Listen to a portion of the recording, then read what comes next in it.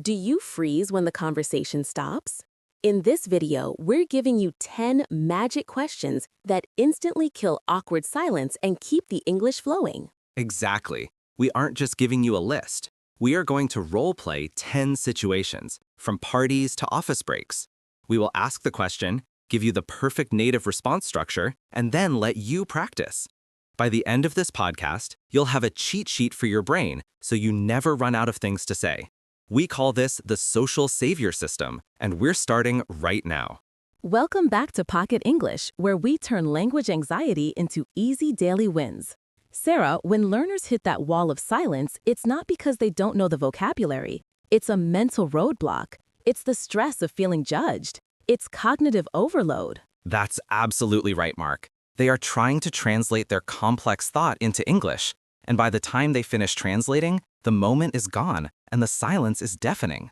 Our goal today is to give you automatic, practiced responses, not just questions, but the ability to listen for a cue and instantly choose one of these 10 preloaded weapons against silence. We've split these into 3 crucial categories. First, we have the openers, low-risk questions to get any conversation started.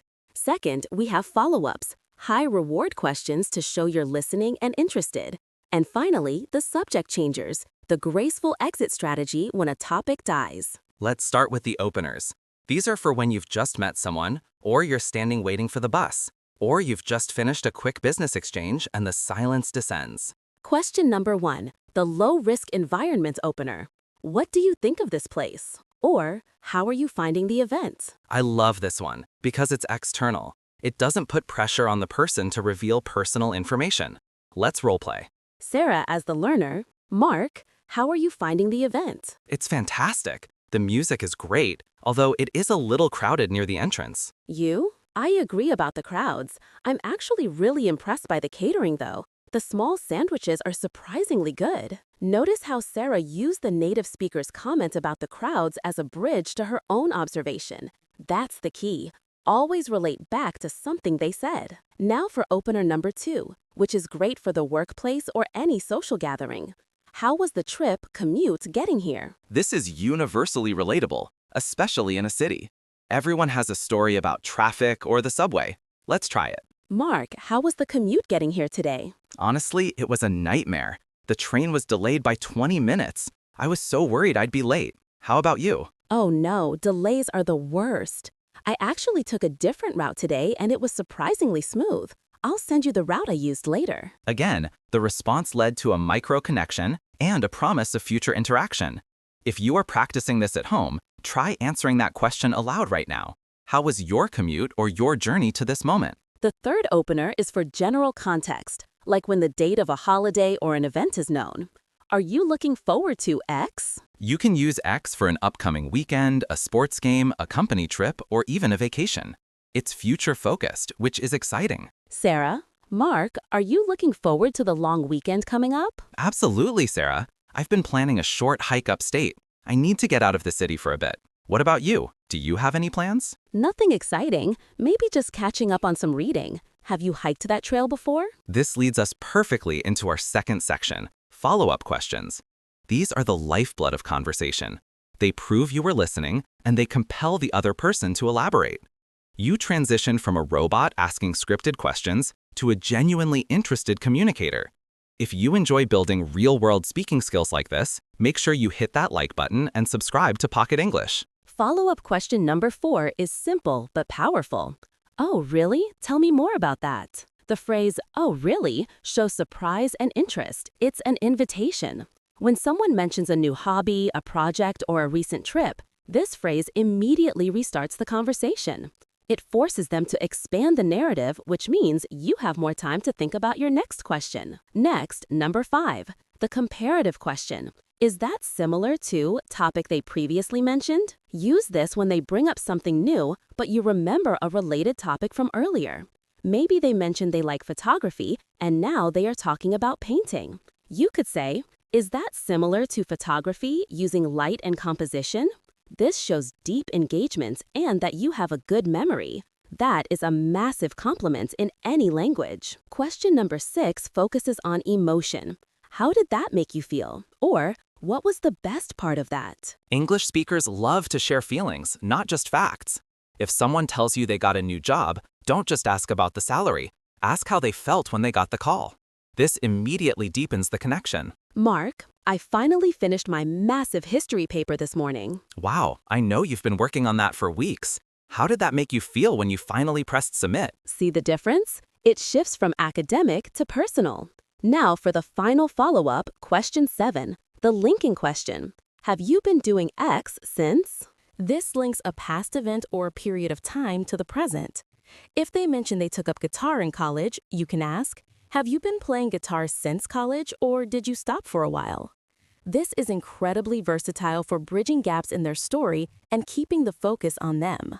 Remember, great speakers don't talk a lot, they get other people to talk a lot. Now we move on to the final and perhaps most valuable category, the subject changers. These are your emergency exit tools when the conversation topic has completely dried up, or maybe you just don't know enough about soccer to keep talking about it. The key is to pivot gracefully. Question number 8, the recommendation question. Do you know a good place for X? Asking for advice or a recommendation is a fantastic way to pivot because it appeals to human nature. People love to share their expertise. Let's say the conversation about the weather has finally died. You say, speaking of the heat, I'm looking for a place nearby to get some good ice cream. Do you know a good place for that? The transitional phrase, speaking of, is what makes this pivot so smooth. It ties the old topic, heat, to the new topic, ice cream, in a logical way, even if the connection is tenuous. Question number 9 is the shared experience pivot, which is a bit more advanced. That reminds me of, followed by a quick related anecdote. This is less of a question and more of a reciprocal statement that demands a response. If your conversational partner mentions they tried a difficult new recipe, you can pivot by saying, that reminds me of the time I tried to bake bread and almost set off the fire alarm. Have you had any kitchen disasters lately? You share a tiny bit, and then you immediately bounce the question back. It keeps the energy high. Finally, question number 10, the future planning question. What's next on your agenda for the day, week? This is the perfect professional or casual close, especially at a meeting, party, or brief encounter. It signals the conversation is winding down, but it leaves a positive, open-ended impression. Mark, well, I really enjoyed our chat, Sarah. What's next on your agenda for the rest of the afternoon? Sarah, I need to finalize a presentation, but I'm looking forward to finishing early. Thanks for the recommendations on ice cream.